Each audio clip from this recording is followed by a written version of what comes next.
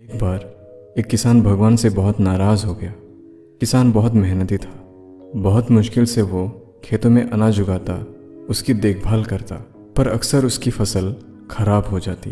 कभी सूखा पड़ जाता, कभी बाढ़ आ जाती, तो कभी तेज़ धूप, कभी आंधी, कोई ना कोई कारण बन ही जाता कि उसकी फसल खराब हो जाती। एक दिन वो किसान गुस्से में आसमान की तरफ देखते हुए भगवान से कहा, हे ईश्वर, आपको लोग सर्वज्ञाता मानते हैं कि आप सब कुछ जानते हैं, कहते हैं कि आपकी इच्छा के बिना एक पत्ता भी नहीं हिल सकता, पर मुझे तो लगता है कि आप छोटी से छोटी बात भी नहीं जानते। आपको तो ये भी नहीं पता कि खेती बाड़ी कैसे करते हैं। अगर आप जानते होते तो हर समय जो बाढ़, आंधी, तूफान आते हैं वो कभी नहीं आते।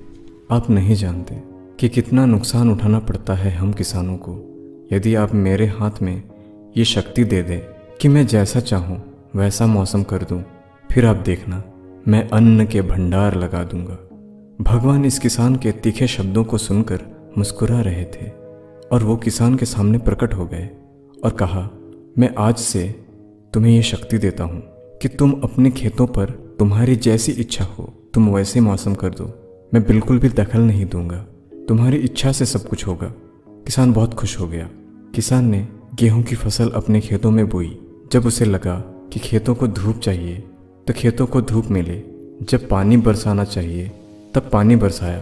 आंधी, तूफान, बाढ़, कुछ भी उसने अपने खेतों पर आने नहीं दिया।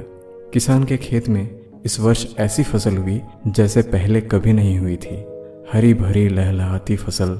मन ही मन वो किसान बहुत खुश हुआ और सोचने लगा, अब सबूत के साथ भगवान को दिखाऊंगा कि इसे कहते हैं शक्ति का सही उपयोग करना। मेरी सफलता देखकर उन्हें अपने नियम ज़रूर बदलने पड़ेंगे। कुछ दिन गुजरे, फसल कटने को तैयार हो गए।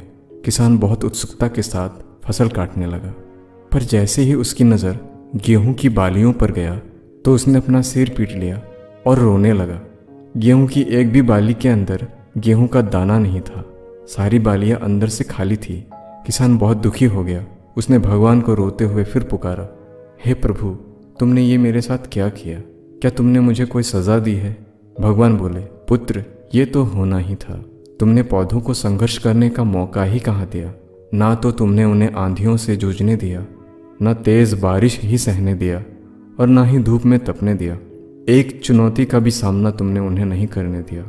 इसीलिए सारे पौधे अंदर से खोखले रह गए। जब आंधी, तूफान, तेज़ बारिश और धूप पड़ती है तभी ये पौधे अपने अस्तित्व को बचाने के लिए संघर्ष करते हैं और इसी संघर्ष से एक बल पैदा होता है जिसमें शक्ति होती है, ऊर्जा होती है। यही ऊर्जा पूर्ति तेरे गेहूं के दानों की तरह जो नहीं फूली। तुमने उन्हें कठिन परिस्थितियों से गुजरने ही नहीं दिया जहां उनके अस्तित्व का जन्म होना था। सारी बालियां इसीलिए खाली है, इसमें एक भी गेहूं का दाना इसीलिए नहीं है क्योंकि तुमने अपने पौधों को संघर्ष करने ही नहीं दिया। याद रखिए, स्वर्ण में स्वर्णीय आभात तभी आती है जब वो आग में तपने, गलने, हथौड़े से पीटने जैसे संघर्षों से गुजरता है। कोयले का टुकड़ा हीरा तभी बनता है जब वो उच्च दाब और उच्च ताप की मुश्किल परिस्थितियों से गुजरता है।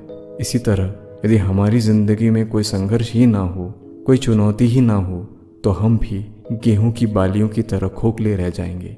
कोई अस्तित्व नहीं होगा हमारा। विपरीत परिस्थितियों, चुनौतियों का सामना हमें अधिक निखारती है। यदि जीवन में कठिन परिस्थितियां और चुनौतियां आए तो घबराना मत, बल्कि सामना करना। विश्वास करना कि आप और अधिक निखर जाएंगे और अधिक मजबूत बन जाएंगे। किसी ने कितना